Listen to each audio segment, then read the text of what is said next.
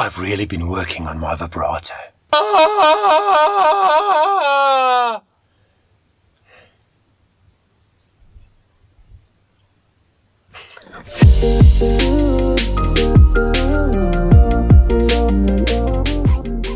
Hey everyone, I'm Johan Bester and this is the second episode of Voice Matters.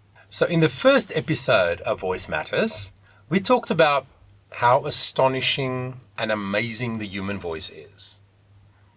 And also we talked about how ever since you and I were born, we've just been using our voice without ever having really to think about it. Like nobody told you when you were just born, okay, now little Johnny, this is how you have to make a sound, right? It just happened.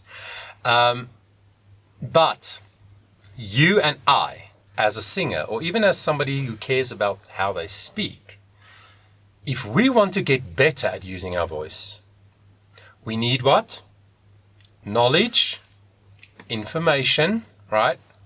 Because that'll lead to awareness. So we will start to become aware of our sound in a whole different way, and also aware of the muscles and everything that's involved in our body when we make sound. And then ultimately, that will lead to us using our voice in a much more effective way. We will communicate more powerfully. Whatever we want to say, whether I talk to my wife or one of my children or address a hall with 1,000 people, I want to know exactly how to use my voice to get my point across. Okay, so when we make a sound with our voice, where does the sound actually come from? You will be amazed, or maybe you won't be, at how many people when I ask them, don't laugh. You'll be amazed how many people when I ask them, so when you sing, where does the sound come from? They go, from my stomach or from my lungs. And I'm like, okay, we need some knowledge or information, right? So right, but where does the sound come from? In here, in your throat, to be more specific, just above your airway or your trachea, behind your larynx. Yeah, people call it an Adam's apple, which is really strange because ladies have one too. But behind that knobby thing there in your throat that moves up and down when you swallow, there are two tiny little muscles called your vocal folds. Right? And they sit in a V shape in your throat, just above your airway, right? Like this. Now, the scientific data on exactly how long or how big people's vocal folds are, it varies a lot. I've done a lot of research on this. And broadly speaking, when you were born, your vocal folds were about 3, 4, 5 millimeters long. Yay tiny, all right? It's amazing to think what kind of a big noise a baby can make with those tiny little muscles. Then as you grow up, like all your muscles grow in your body, your legs, the muscles in your arms, everything, those muscles also grow. And an adult male can have vocal folds up to 2.5 centimeters long. That's still pretty tiny, but it's massive growth, right, from when you was a baby. So those muscles can grow really rapidly, and that happens during adolescence. But more on that later. Right, so back to these two muscles. I just call them George and Susie. I gave them names. I don't know why, because I give things names and it helps me. All right, so George and Susie sit in my throat in a V shape like this. They can do a number of things. The first thing they do is when I breathe in, when I take air in, they separate or they go further apart. Why? To let in as much as possible breath. So that's just a natural thing that they do. When I exhale, they come a little closer together. So it looks like this when I breathe. More or less like that, okay? Here in my throat. But now, when my brain sends a message to make a sound, doesn't matter what kind of sound, even if I'm going or or doesn't make a wata. Doesn't matter what sound I make, right? This is what my vocal folds do. Instead of just coming a little closer as I breathe out, they come all the way together. We say that they connect. So George and Susie connects. Now, as the breath flows out, it goes in between those two little tiny muscles and it makes them vibrate really fast. And that is what makes the sound. It's that simple. Then the other thing that George and Susie can do is they can stretch or lengthen or get longer, or they can de-stretch. I don't think that's a word. They can get shorter and thicker. Long and thin and tight, or short and thicker. Why is that? Pitch change, exactly. What is pitch? The high and the low of sound. So if I do this, ah, I went from a low pitch to a high pitch. Guess what happened inside here? My vocal folds went from shorter to longer. So now for the fun part.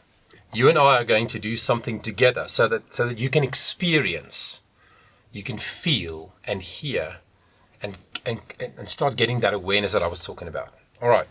So what we're going to do first is we're just going to stretch and relax the vocal folds a bit. Pretty much like I just did in that demonstration. It's just lengthening and shortening. But we're going to do it first with just like a sigh. That just sounds like this. Just like I got home at the end of a rough day and I flop down in my favorite chair and I go, oh, what a rough day, right? So why don't you try and do that with me? Breathe in and just sigh. Ready? One more time.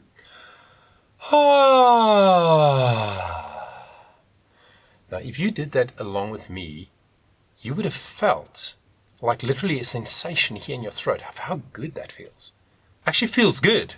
And actually makes you feel good emotionally as well. That's because I want to tell you something that's very interesting, which I learned from Stig Severinsen. Stig is the world record holder for the man who held his breath for the longest time. He held his breath for 22 minutes. 22 minutes. Okay, so you should go and check this guy out.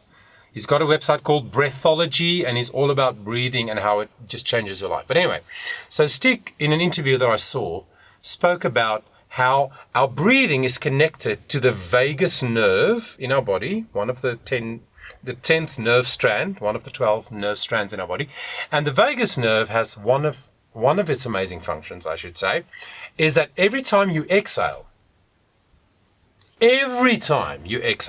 not just when you sing or whatever, but just every time, your whole body relaxes. Every cell in your body relaxes.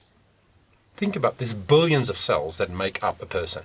The cells in my hair, in my nails, in my skin, in my internal organs, the cells in my teeth. Every cell relaxes when we exhale, which is why when I had a rough day and I flopped down in my chair, my brain says, dude, you need a slow exhale because you need to relax. So what do? Oh, isn't that amazing? Anyway, we'll get back to that later. And by the way, did you know that the average person breathes about 27,000 times a day? Between 25 and 30,000. So average 27,000 times. That's how many times you breathe a day. That's about 1 million breaths a year.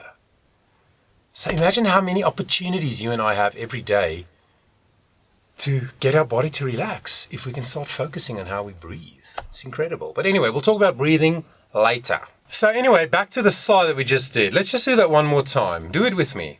Just breathe and sigh. Ready? Now here's the connection that Per Bristow helped me to make when I started studying his method. The connection is, every time I speak a sentence, or every time I sing a phrase, it's just an exhale. It literally is just that. And it's very important to start thinking about it that way. Singing is not hard work, like speaking is not hard work. If you want to talk, you don't have to work at it. You just go, hey mate, how are you doing? Right? You just speak. It's just air that flows out, vocal folds that connect. So I just want to encourage you to start, especially if you're a singer, start thinking that every line, every phrase that I sing is just an exhale. When I am down and oh my soul so weary, I just breathe. When trouble comes, I let the air flow, and it's just an exhale. Interesting, isn't it? But now, quickly, back to the sigh. When we sighed just then, I've got a question. Did the pitch in the sigh, did it go from low to high or high to low? Let's do it one more time. Ready? Breathe and go. Ah. How did the pitch change? From higher to lower. Okay, so what does that mean? Remember I told you that George and Susie can stretch and relax, right? So the stretch is for higher pitch and the relax or getting shorter is for lower pitch. So when I did, ah, I went from slightly higher, so my muscles were a little bit stretched, to slightly lower, so my muscles went shorter. So here's what I do. I take my two fingers, I pretend it's George and Susie. It gives me a visual, it gives me an like an idea of what happens in the muscles inside my throat, right? So I do this, I breathe, and I just take them from there, which is pretending to be longer, and then get shorter towards my throat. Do that with me. Ready? One more time, just sigh, breathe. Feels so good, so relaxing. So that is how simple it is. But now I've got awareness, I've got a thought process. I'm thinking a little bit about what happens physiologically here in my throat, behind my larynx, right? And you can do a sigh on different sounds. You can do an ooh sound and just go, ooh. You can do it on an NG, sound. Because here's the thing, not many people know this. Whether I do ha or hoo or or zzz or whatever I do, what happens in here, what George and Susie does, is exactly the same. And that's very important to understand. Singing a certain kind of sound is not necessarily harder than another one on a higher or a lower note. It's always the same working inside here, right? Now the next thing we're going to do, so we just did a sigh which went from slightly higher to low. Now we're going to do that, slightly higher to low. Then we're going to stretch the vocal folds. We're going to go higher again and then go down again. I'll show you what it sounds like. It's actually like a slow motion siren, okay? It sounds like this.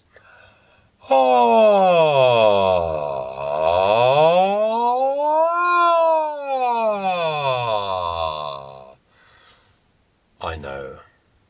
Make sure there's nobody watching, okay? Because people will think, jy's nie lekker nie.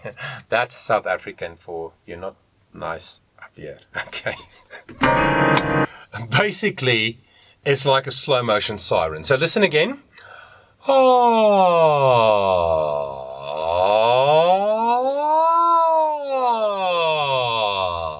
So see what I'm doing with my hand? I'm simulating what George and Susie is doing inside, right? Now I can do that on any sound. I can do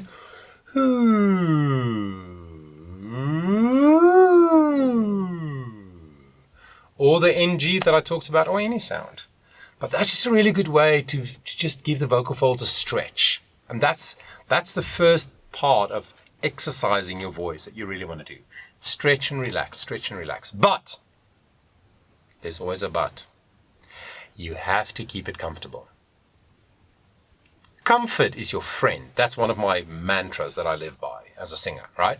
So never go lower or higher when you do this kind of thing than feels comfortable in that moment. Very important. So that's how simple it is. Just slide a little bit higher, a little bit lower. Listen to your voice. Feel how good it feels. Just do a bit of a stretch that goes a bit higher and go lower. Always being comfortable. But most importantly, hit the like button under the video. Make it blue. No, actually, it's very important. Okay, click that like button. Like button. Click. So, as I was saying, so yeah, that's all I wanted to share with you today. It's just the very basic foundational way in which sound is produced. Of course, There are many more things to talk about. Okay? There's lots of physiology. I could get really technical and use all sorts of high terminology. But I'm not going to do that because for me, simple works really well. And I want to keep it simple. Like I said in my introduction video, which by the way, if you haven't watched it, the link is below this video. Please go and watch that so that you can follow this whole journey with me and so that you understand what I'm talking about, understand my language, right? But what I said in that video was, I really want to help people who love to sing. I want to help the person who just loves to sing in the shower, the person who loves to sing at weddings. Maybe you're the kind of person who participates in karaoke competitions. Maybe you're a professional singer. Maybe you sing in choirs. Whatever kind of singing you do, or even speaking. Maybe you address a boardroom full of people in your job. Maybe you address big rooms full of people. Well, not currently in the world, the way the world is today. But maybe that's your job, right? To influence people with your voice in whatever way. I want this to be simple, accessible, understandable to everybody. To young people, older people, and old people. So we're going to keep it very simple. And I want to challenge you. Here's my challenge to you for the week, right? Every day, try to do these slides 3-5 times a day, right? Only for a minute or so. Sometimes people think, oh, I don't have time to work on my voice. I don't have time. There's no hour in my day. You don't need an hour. After you brush your teeth in the morning, when you get changed into your work clothes or your school clothes or whatever, you can do this. Ah.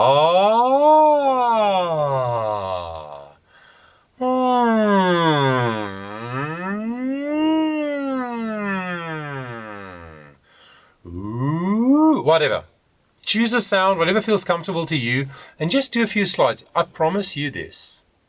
If you do this for a few minutes, 3 or 5 times a day, after a week, you will notice I'm so much more aware of my sound.